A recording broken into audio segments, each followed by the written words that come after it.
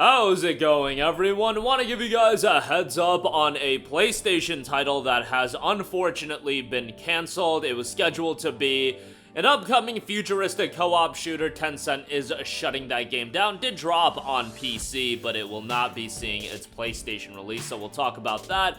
Phasmophobia has gotten an update on its console release, and as far as first Descendant goes, and some of those icons looking a little bit like Destiny 2, it looks like Nexon is well aware of that, and they are going to be changing it. More on that at the end of this video. But right off the top, Tencent has announced that Synced is going to be shutting down. Now, Synced dropped on PC back in September of 2023.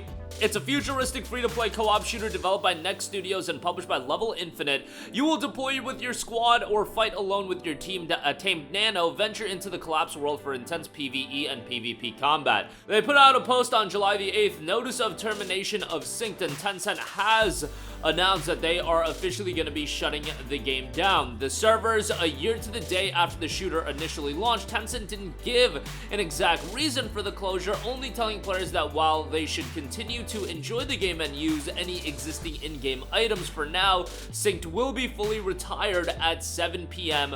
on September the 8th. Again, a one-year turnaround as far as the game launching and then shutting down.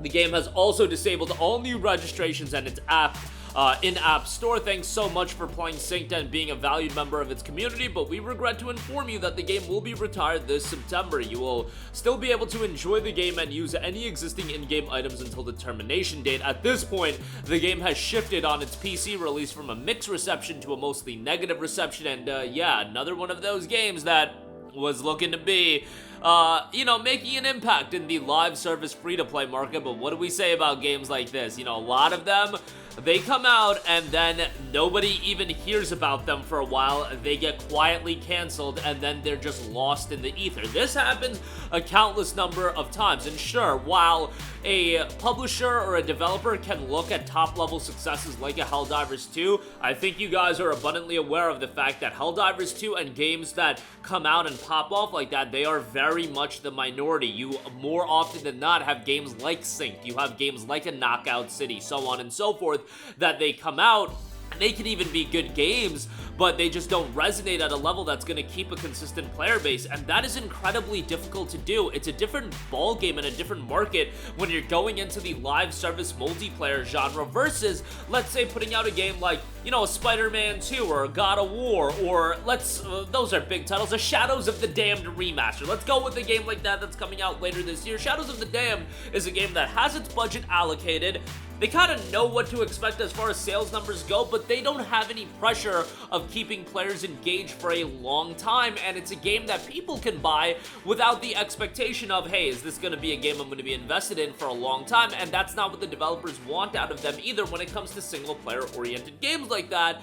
With a game like Synced, with a game like so many of these other live service titles, the idea is you need to engage these players and keep them invested for a long time. What is the fundamental issue with that? A game like Shadows of the Damned, you can pick up, you can play it, and then you can move on to the next game. That's not what they want you to do with the live service game. They want you to pick it up, they want you to play it, and then they legitimately want it to be a core, fundamental aspect of your entire life. That is what they want. Talk to people that play a game like World of Warcraft. That game becomes a part of their life if they get super into it, or even Final Fantasy XIV, so on and so forth. And yes, that sounds a little bit extreme, but that is what these publishers want. Shadows of the Damned, ain't nobody gonna be like, yo, Shadows of the Damned, we need it to become a part of your life. That's not the case with a game like that. With a game like Synced, First Descendant, Destiny 2, and my buddy, he plays Destiny 2, and I think if you asked him, is Destiny 2 a part of your life? It is legitimately a part of his life, but that's not realistic for every live service game to be like that. I am sure Sony is thinking, we need Concord to become a part of your life. Ask yourself, is Concord gonna end up being a part of your life? I don't know, but that's what they want. Perpetual engagement at that level where you are returning to a game and you are spending money on it, but that is so difficult to do. And yes, it looks super appealing when you look at the gravy train that a Helldivers 2 has generated, a Fortnite, an Apex Legends, even though that game's getting crapped on a little bit recently, but so on and so forth.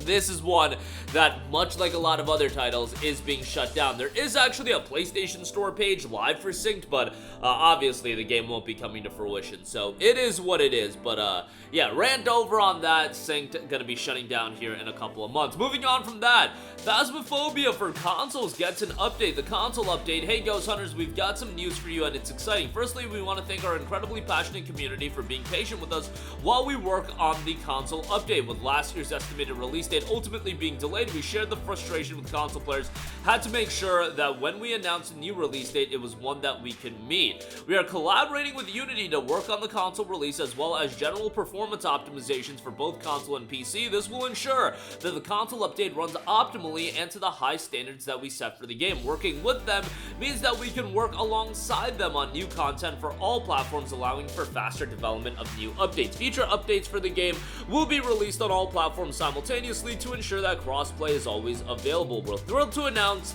that the console update will be released this year during our in-game Halloween event. Once launched, all players will have access to crossplay, allowing you to play the newest version of the game with everyone, including those using VR on any platform. So there you go with that, and they also did note that they'll be increasing the price of Phasmophobia on all platforms later this year to $19.99 due to the amount of content and playtime added since the start of early access. At this point, the PC release is $13.99, but it is still in early access, so keep that in mind. But that update will be coming later this year.